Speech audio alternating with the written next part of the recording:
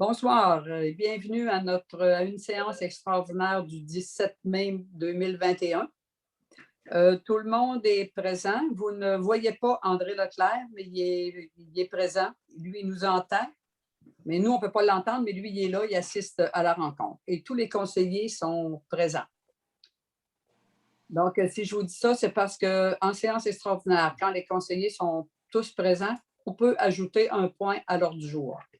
Alors, on est rendu à la présentation et adoption de l'ordre du jour. Alors, au point 3.3, on va ajouter compensation de base pour les municipalités. Alors, ça va me prendre un proposeur pour l'ordre du jour. Mylène propose. Mylène propose.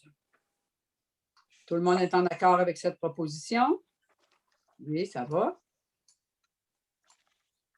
Présentation et adoption des états financiers 2020. Juste avant la séance, on a eu la présentation de nos états financiers 2020 par notre vérificateur. Alors, considérant qu'une présentation du rapport du vérificateur et des états financiers pour 2020 a été réalisée par M. Jérôme Sans-Regret, comptable agréé de la firme Solus, société de comptables professionnels agréés, lors d'une séance de travail, il est proposé d'adopter les états financiers vérifiés pour 2020, tels que présentés par la firme Solus, société de comptables professionnels agréés. Donc, on a été un bon petit bout de temps tantôt à prendre connaissance de nos états financiers. Donc, s'il n'y a pas d'autres questions, je vais prendre un proposeur. André Poulain propose. André Poulain propose l'adoption des états financiers 2020. Et en fait, je vais juste finir, puis après ça, on va donner. Est-ce que vous êtes en accord avec cette proposition? Oui. Oui, José, tu voulais ajouter. Oui, en fait, on pourra dans les prochains jours déposer le sommaire sur le site Internet. Donc, on pourrait peut-être, Denise, si tu veux y aller, dire un peu là, en gros, ou préfères-tu que je le fasse? Oui, parce que je n'ai pas, il faudrait que je rechange de page sur mon ordinateur. C'est beau, je l'ai devant de moi. Bon, alors, l'année 2020, comme on était en année de COVID, si vous vous souvenez, j'avais stipulé là, dans des rencontres ultérieures là, lors de la préparation du budget 2021. Donc, l'année COVID qu'on a passée en 2020 a fait qu'on a un bon montant du budget qui n'a pas été dépensé. Donc, ce qu'on a fait cette année, c'est qu'on a pris cet argent-là et on a ajusté le budget 2021 avec ce surplus-là. Donc, ça se reflète dans les états financiers de cette année. Donc, les chiffres ici, en fait, les revenus, donc, si on compte tous les revenus de la municipalité, on parle de taxes, on parle des compensations en tenant lieu de taxes, des transferts, des services rendus. On parle aussi imposition, droits, amendes, pénalités, placement de portefeuille. Donc, on avait budgété des revenus de 2 340 000 et il est rentré des revenus de 2 376 000 pour des dépenses de 2 223 715. Ce qui fait que nous finissons avec un surplus non affecté de 692 000. Donc, c'est en fait, donc la municipalité se porte très bien. Merci. Et ce montant-là sera bien investi dans des projets futurs. On a toujours le projet, comme vous nous demandez souvent, du développement résidentiel. On est encore dans les démarches avec la CPTAQ, mais les démarches vont bien. Les démarches vont bien. Pas vite, mais bien. Pas vite, mais bien. Donc, faut attendre, mais on est très confiants. 3.2. Approbation du plan d'assurance collective 2021-2022. Marie-Josée, je vais te laisser lire la proposition, s'il vous plaît. Oui, en fait, considérant qu'en vertu du Code municipal, une municipalité peut participer au bénéfice des employés pour une assurance collective, considérant que le contrat est renouvelable à toutes les années. Donc, il est résolu que la municipalité accepte de participer pour le bénéfice au contrat d'assurance collective. Donc, que la municipalité souscrive au 1er juin 2021 et maintienne les couvertures prévues au contrat en ajoutant le plan lunettes et lentilles et augmentation du maximum admissible pour les paramédicaux à 75 $ par consultation sans frais supplémentaires pour la prochaine année.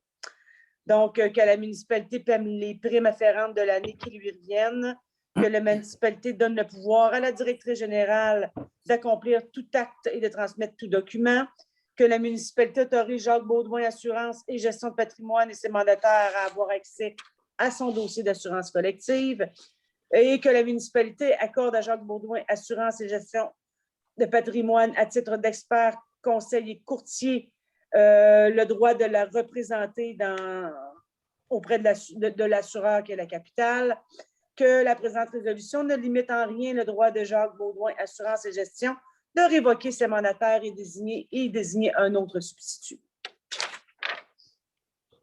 Donc, tel que discuté auparavant, je pense qu'il n'y avait pas d'autres questions. On a pas mal vidé la question. Je vais accepter un proposeur. Patrice propose. Patrice propose. Est-ce que vous êtes en accord avec la proposition de Patrice? Oui. Oui. 4.1. Octroi du contrat. Non, 3.3. Oh oui, ben oui, je l'ai ajouté. Excusez. 3.3, je vais juste reprendre. 3.3. Compensation de base pour les municipalités. Marie-Josée? Oui, en fait, c'est le programme de subvention qu'on appelle le ERL, Entretien du réseau local municipal. Donc, à chaque année, on reçoit automatiquement une somme du ministère des Transports pour l'entretien régulier de notre réseau local. Si on ne parle pas de réfection ou de travaux majeurs, vraiment, on parle d'entretien régulier, ajout de gravier, ça peut être de la bas-poussière, ça peut être du nivelage. Donc, c'est vraiment l'entretien régulier. Donc, il faut, en fait, le comptable demande une résolution qui confirme que j'ai bien reçu un montant de l'année passée de 131 758 pour l'année 2020. Donc, attendu que le ministère des Transports, de la mobilité durable et de l'électrification des transports a versé une compensation de 131 758 pour l'entretien du réseau routier local pour l'année civile 2020.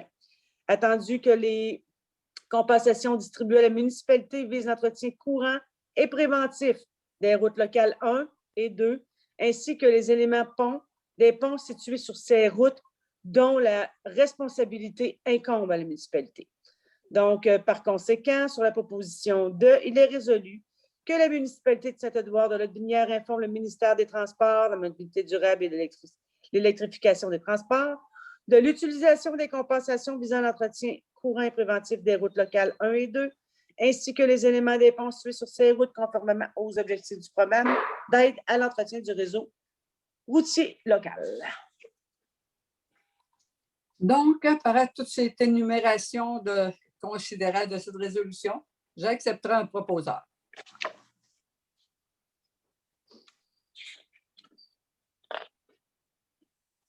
Patrice propose. Patrice propose. Êtes-vous en accord avec cette proposition? Oui.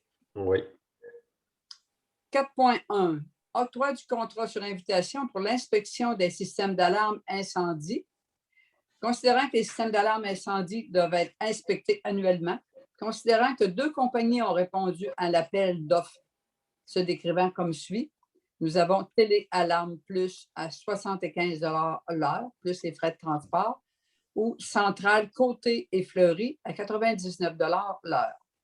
Et en conséquent, sur la proposition 2, c'est d'octroyer le mandat d'inspection des systèmes d'alarme incendie à Téléalarme Plus au tarif de 75 $ l'heure, taxes en surplus et les frais de transport.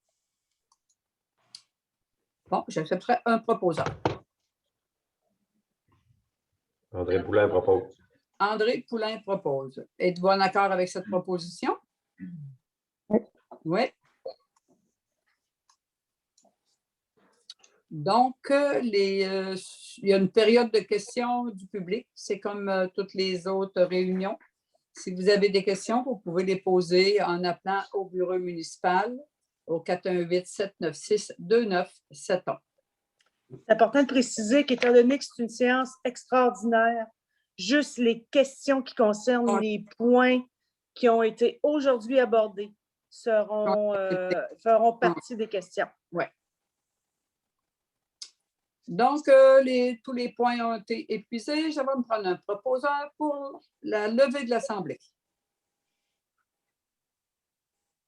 Lina propose. Lina propose. Êtes-vous en accord avec cette proposition? Oui. Oui. Oui. Ah oui. Oui. Donc, je vous souhaite une bonne fin de soirée. Le prochain caucus est le 31 mai.